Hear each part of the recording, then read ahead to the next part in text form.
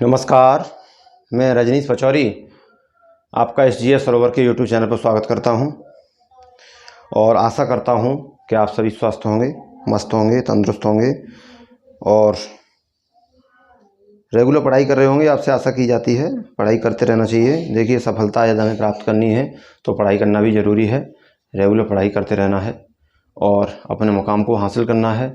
एक दिन जो लोग कभी कभी ऐसा होता है कि लोग मजाक भी बनाते हैं कि बोला इतने दिन से आप तैयारी कर रहे हो, अभी तक कुछ नहीं हुआ है, तो उन्हें भी आपको एहसास कराना है। बोला हमने तैयारी की तो उसका हमें ये फल मिला, है ना। एक कहावत है, कहावत कहते हैं, तैयारी हमारी उस हिसाब से होनी चाहिए, तैयारी हमारी उस हिसाब से होनी चाहिए कि सफलता अपने आप शोर मचाए। मतलब हम जब तैयारी कर रहे हैं तो किसी को एहसास ना हो कि हम किस चीज़ की तैयारी कर रहे हैं, लेकिन जब सफलता आपको मिले तो धमाका हो जाए अपने आप और फिर आप प्रचार हो जाए, सफलता ही आपकी जो है वो अपने आप शोर मचा देगी कि हाँ आपने तैयारी की है। और आप पहले ही अपनी तैयारी को लेकर इधर उधर शोर मचाते रहे, मैं ये तैयारी कर रहा हूँ, मैं वो कर रहा हूँ, मैं लाइब्रेरी जा रहा हूँ, फलाना ठिकाना, तो वो पहले ही आपने शोर मचा दिया है। तो बाद में आपको पता है कि पहले यदि आपने नगाड़ा बजा दिया है तो बाद में उसके नगाड़े का पुर फट सकता है और फिर आपको उसके बाद आवाज़ ढीली हो सकती है। और मतलब कहने का ये है कि आपने पहले ही शोर मचा दिया है तैयारी का, तो उसमें बाद में या तैयारी के हिसाब से हमें सफलता नहीं मिल पाती है। क्योंकि तैयारी तो हिंदुस्तान में हर व्यक्ति करता ही है, अपने हिसाब से, अपनी पढ़ाई के हिसाब से तैयारी करता है, लेकिन क्या सबको सफलता मिलती है? हमें उस सब में शामिल नहीं होना है, हमें उन सब में से अलग निकल के आना है। जैसे आप कहते हैं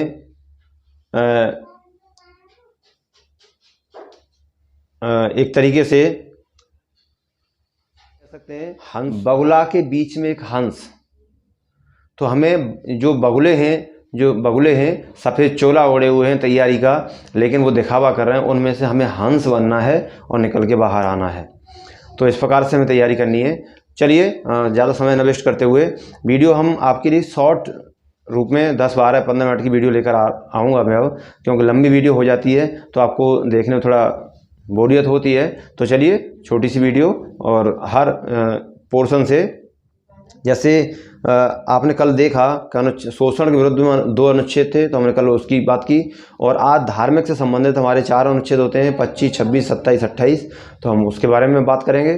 फिर 29, 30 की बात करेंगे, जो अल्पसंख्यकों के लिए जो अधिकार दिए गए हैं उसकी अलग बात करेंगे। चलिए, तो बात हम करते हैं।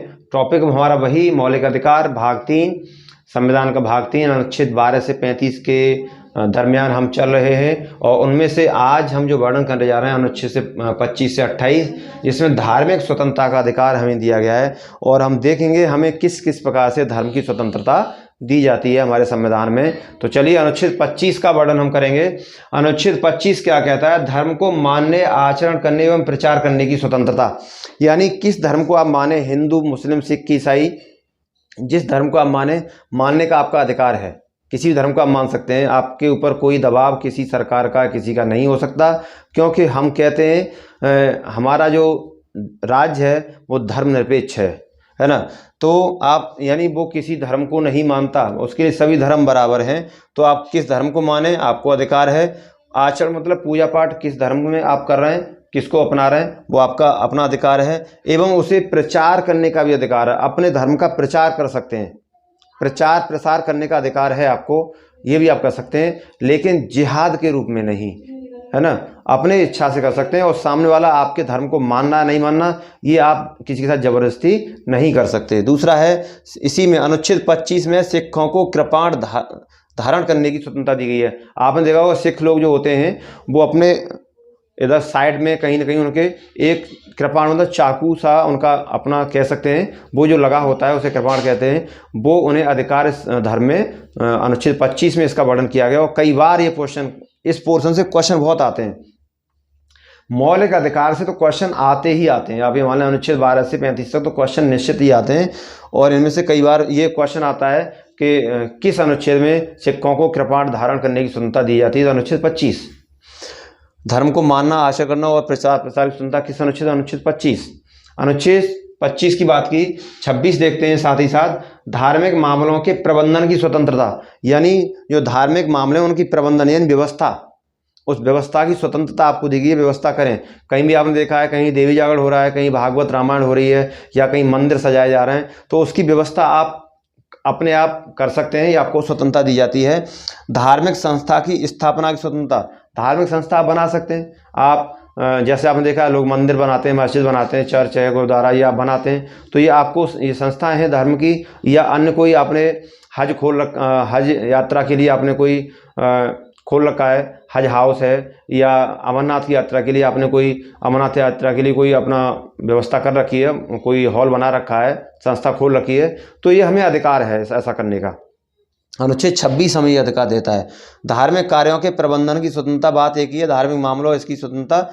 चल अचल संपत्ति के अर्जन एवं स्वामित्व का अधिकार है। स्वामी यानी हम उसके मालिक बन सकते हैं, चलो अचल संपत्ति, लेकिन वो किससे, धर्म से संबंधित हो। हम मालिक बन सकते हैं, जैसे हमने मंदिर बना दिया और हमने मंदिर अपनी जगह में बनाया, तो हम वैसे मंदिर तो भाई हर जो हिंदू धर्म है या कोई और धर्म है वो मानता है, पूजा करता है, तो उसमें जा तो कोई सकता है, लेकिन मंदिर वो हमने अपनी जगह बनाया तो हम उसमें जो हम पूजा पाठ करते हैं तो उसमें जो चढ़ावा आता है वो भी हम लेंगे, उसके हम अधिकारी हैं, बन सकते हैं। तो ये है हमारे लिए, ये देता है। और दूसरा है प्रशासन का अधिकार, यानी प्रशासन क्या, जो संस्थाएं आपने खोली हैं धर्म के लिए, उनका प्रशासन, उनकी देखरेख, उनकी संचालन की व्यवस्था, प्रशासन आप जानते ही हैं, तो उसका अधिकार हमें अनुच्छेद 26 देता है। एक एक पॉइंट इनमें के लिए महत्वपूर्ण है, अलग अलग इनसे सबसे क्वेश्चन पूछा जा सकता है। अनुच्छेद 27 हमसे क्या कहता है देखेंगे। अनुच्छेद 27 कहता है धार्मिक अभिवृद्धि के लिए कर संदाय की स्वतंत्रता, यानी धर्म के आधार पर कोई भी सरकार आपसे कर नहीं ले सकती। धर्म का के व्यवस्था के लिए सरकार आपसे कर नहीं ले सकती। हाँ, यदि कोई विशेष व्यवस्था है आपके किसी धर्म में, जैसे हज की यात्रा पर जाना, अमरनाथ की यात्रा पर जाना, तो उसके लिए कर वसूला जा सकता है, लेकिन उसमें सरकार सब्सिडी भी आपको देती है और यात्रा के लिए धन भी देती है, तो वो सरकार की व्यवस्था है अपनी।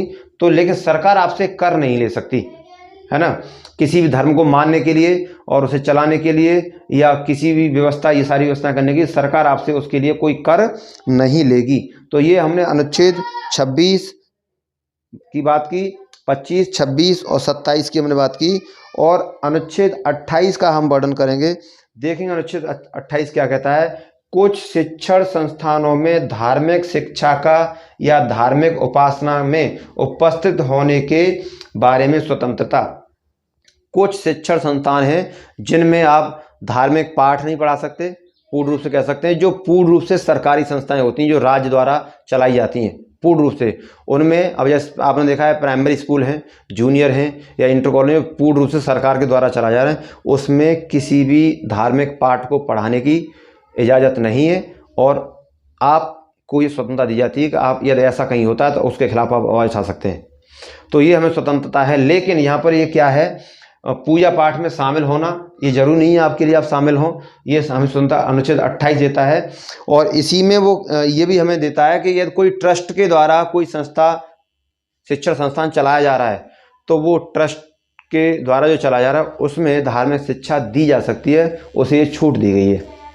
या कोई जैसे कोई निजी संस्था है, प्राइवेट संस्था, किसी ने जैसे एक व्यक्ति ने मान्यता लेके अपना स्कूल खोल दिया है, तो उसमें धार्मिक शिक्षा दी जा सकती है, वो भी बच्चों की सहमति से, बच्चे सहमत हैं तो, और बच्चे नाबालिग हैं तो फिर उनके माता पिता की सहमति से उन स्कूलों में जो प्राइवेट पर निजी तौर पर चलाए जाते हैं, उनमें धार्मिक शिक्षा यदि दी जाए, देना चाहे तो दी जा सकती है, लेकिन उसमें बच्चे की अनुमति होनी चाहिए बच्चों की, और बच्चे ना समझ हैं तो फिर आप उनके गार्जियंस, जो माता पिता, जो भी घर वाले जो लोग होते हैं, उनकी सहमति से आप धार्मिक शिक्षा दे सकते हैं।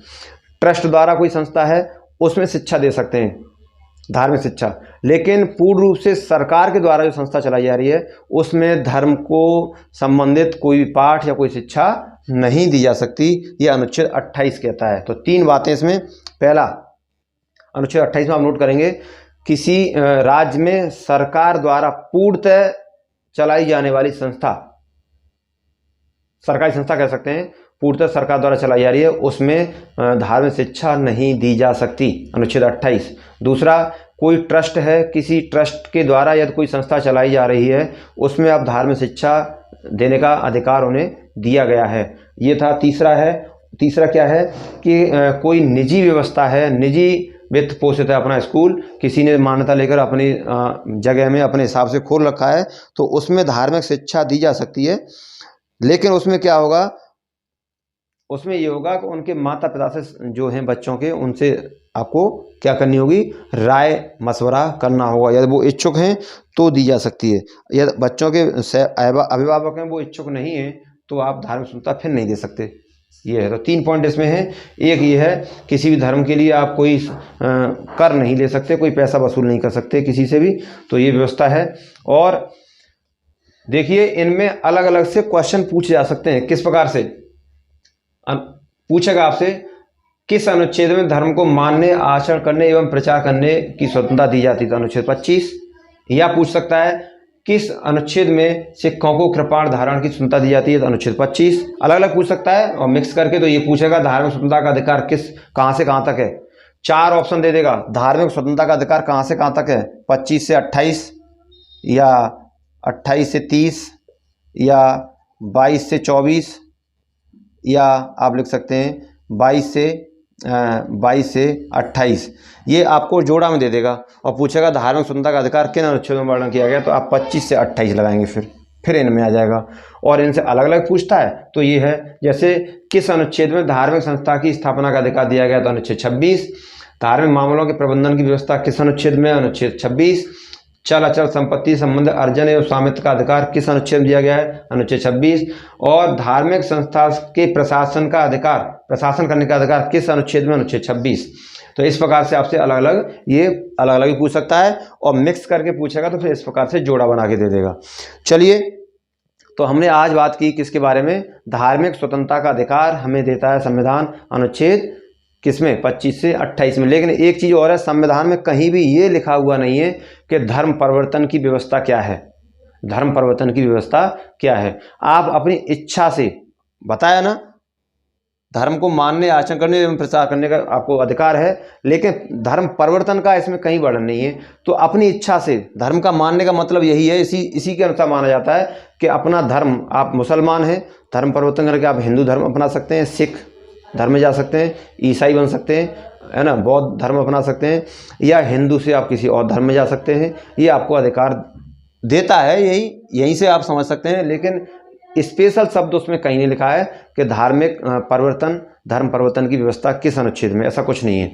तो चलिए, हमने देखा अनुच्छेद 25 से 28 का वर्णन आज हमने किया।